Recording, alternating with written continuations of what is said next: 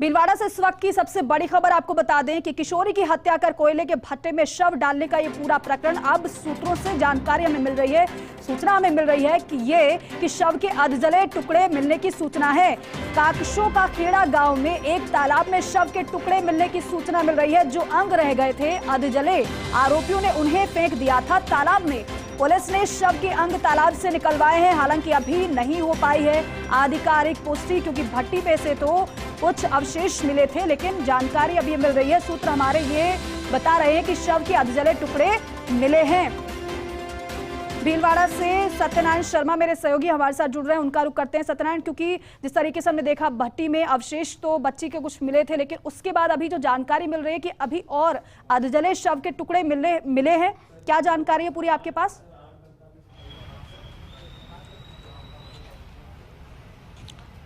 दीपिका, देखिए, सबसे बड़ी जानकारी हम दे दें आपको कि जिस के साथ दुष्कर्म किया गया था उसके बाद में उसके टुकड़े किए गए थे, उसको भट्टी में डाला गया था। लेकिन रात को जब पुलिस अधिकारी और पुलिस जो कर्मचारी हैं चारों आरोपियों को लेकर मुकेर पहुंचे, उनके मुका मुआयना करवाया गया, तो उन्होंने बताया कि हमने कुछ टुकड़े पुलिस को गुमराह करने के लिए यहाँ से 3 किलोमीटर जो तालाब है उसमें डाले हैं। उसके बाद में आज सुबह सर्च ऑपरेशन चलाया गया और टुकड़े बरामद किए गए हैं। खुद हमारे साथ जोशी जी हैं। सर, किस प्रकार की घटनाक्रम हुआ? जघन्य हत्याकांड था, उसके बाद में अभी टुकड़े मिलने की सूचना है, क्या कुछ सुनना जानना चाहेंगे? देखिए सत्यनारायण जी, ये जो घटनाक्रम हुआ वास्तव में रहने वाला और हृदय विदारक था।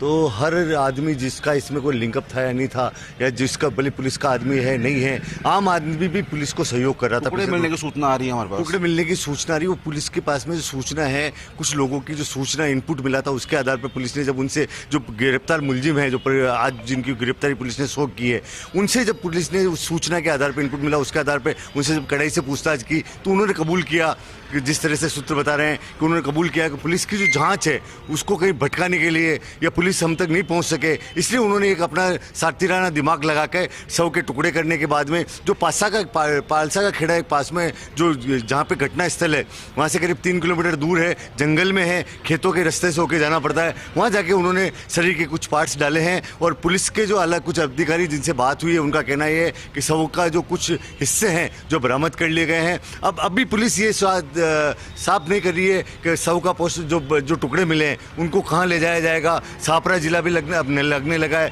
सापरा मुख्यालय भी है, क्या वहाँ ले जाके पोस्टमार्टम होगा, क्या भीलवाड़ा जिला चिकित्सालय पे पोस्टमार्टम होगा, या जो कोटड़ी मुख्यालय है जहाँ पे भी 5 चिकित्सकों की एक टीम है जो काम करती है, वहाँ पे भी हो सकता है। अगर मेडिकल बोर्ड बनाना चाहे और करना चाहे तो वहाँ भी पोस्टमार्टम हो सकता है। दीपिका, काफी जघन्य हत्याकांड था, लेकिन अब इस पूरे घटनाक्रम के अंदर एक घुमाव आ गया कि जो मृतक है उसके कई शव के जो टुकड़े हैं वो एक तालाब से बरामद किए गए हैं। माना जा रहा है कि आरोपियों ने पुलिस को गुमराह करने के लिए ये रणनीति अपनाई। पहले दुष्कर्म किया, उसके बाद में शव के टुकड़े किए, टुकड़े करने के बाद में कुछ टुकड़े उन्होंने भट्टी में डाल दिए और कुछ टुकड़े उन्होंने नदी में डाल दिए, जिससे कि पुलिस गुमराह हो सके, वहां तक नहीं पहुंच सके। हालांकि चारों जो आरोपी है उनका मेडिकल करवाया जा रहा है, थोड़ी देर बाद उन्हें कोर्ट में पेश किया जाएगा और उनसे पूछताछ की जाएगी और इस पूरे मामले की तह तक पुलिस जाने का प्रयास करेगी। बिल्कुल सत्यनारायण, और जो बता रहे हैं कि जो शव नहीं जले थे उनको तालाब में फेंक दिया गया, तो क्या शरीर के सभी अंग मिल गए हैं? इसी के साथ ही जो बताया जा रहा है कि ये जो अंग बरामद हुए हैं।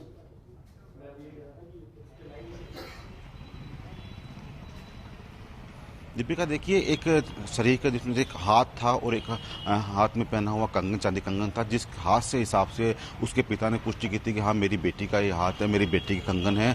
कई टुकड़े शरीर के जल के राख हो गए हैं, केवल अस्थियां बची है। वहीं इस शव के टुकड़े करके जो टुकड़े अजल रह गए थे उन्हें जो आरोपी है उन्होंने वहाँ से निकाल कर नदी में डाल दिया था, वहाँ प्रवाहित कर दिया, जिससे कि पुलिस गुमराह होती रही कि आधे टुकड़े कहाँ चले गए, पोस्टमार्टम के अंदर ये साफ नहीं हो सके। लेकिन अब जाकर जब वो शरीर के अंग पुलिस के पास आ चुके हैं, उन्हें बरामद कर लिया गया है, मोर्चे में रखवाया गया है। अब विशेषज्ञ को बुलवाया गया जिससे कि उनकी जांच की जा सके, उनका अस्तित्व पता लगाया जा सके। और साथ साथ पुलिस के आलाधिकारी मौके पर पहुंच चुके हैं, एसपी आदर्श सिद्धू मौके पर पहुंच चुके हैं और पूछताछ की जा रही है। आरोपियों से विस्तृत पूछताछ की जा रही है कि उन्होंने कौन से शस्त्र से शरीर के टुकड़े किए थे, कौन सा वो औजार था जिससे शरीर के टुकड़े किए थे और उन्हें कहाँ कहाँ टुकड़े फेंके। तमाम जो पहलू हैं, तमाम जो बातें हैं, उनके लिए उनसे प्रयास किया जा रहा है पूछताछ का, जिससे कि इस पूरे घटनाक्रम के तह तक पुलिस जा सके और अगर इस पूरी घटना के अंदर और भी कोई आरोपी हो तो उन्हें गिरफ्तार किया जा सके।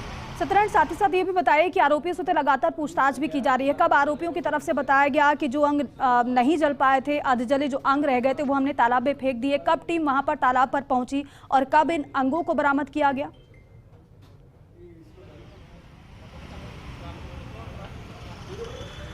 दीपिका, देखिए काफ़ी सेंसिटिव ये मैटर था, इसलिए पुलिस ने फूंक कदम उठाया।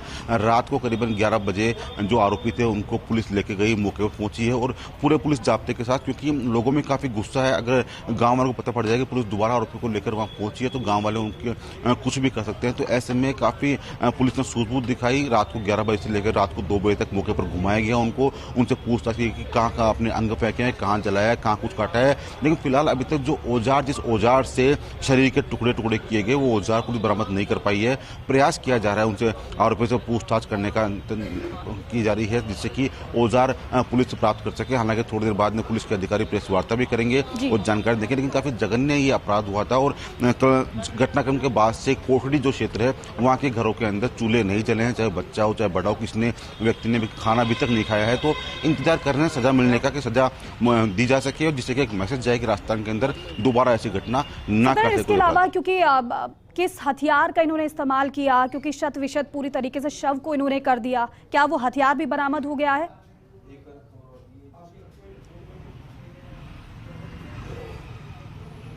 दीपिका, वो हथियार बरामद नहीं हुआ है, क्योंकि कोयला बनाने के लिए लकड़ी के टुकड़े करने पड़ते हैं, बबूल के पेड़ों को काटना पड़ता है, तो उसके लिए वहां पर औजार रखे हुए थे। वो औजार अभी तक गायब चल रहे हैं। हालांकि शुरुआती पूछताछ के अंदर जो आरोपी उन्होंने साफ बताया कि हाँ, हमने पहले दुष्कर्म किया, उसके बाद में हत्या करके वो शव वहाँ भट्टे में डाल दिया, जिससे कि सबूत मिटाया जा सके। लेकिन कानून ने अपना काम किया, पुलिस मौके पर पहुंची, आरोपी को गिरफ्तार किया।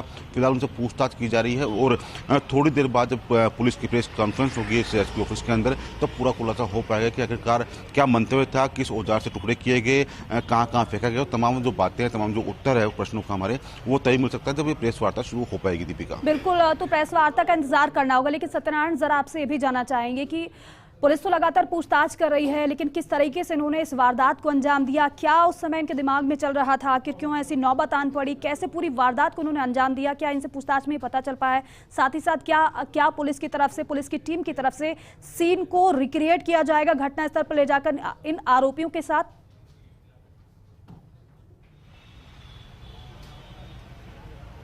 बिल्कुल दीपिका, सीन को रिक्रिएट किया जाएगा। पुलिस के आला अधिकारियों के जब यहाँ मौके पर मौजूद होंगे तो उनको सीन को दोबारा रिक्रिएट किया जाएगा, जिससे कि उनका मंतव्य पता लगा सके। 2 जो आरोपी है इसमें खास भाई हैं, सगे भाई हैं और 2 उनके पास में रहने वाले हैं।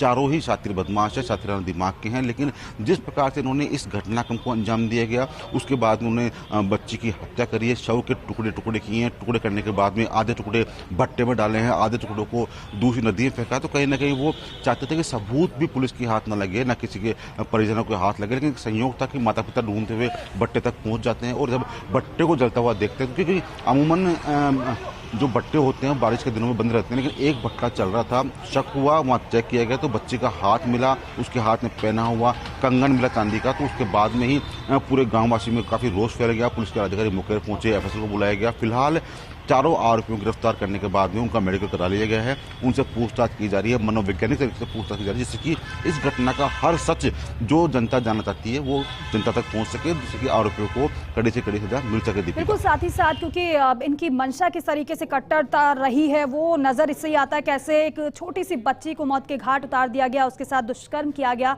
लेकिन साथ ही साथ क्या आप बता रहे जिस तरीके से काफी ये शातिर हैं, तो क्या पुलिस की तरफ से बताया गया है इनका आपराधिक इतिहास क्या रहा है? क्या पहले भी इस तरीके से किसी वारदात को ये लोग अंजाम दे चुके हैं?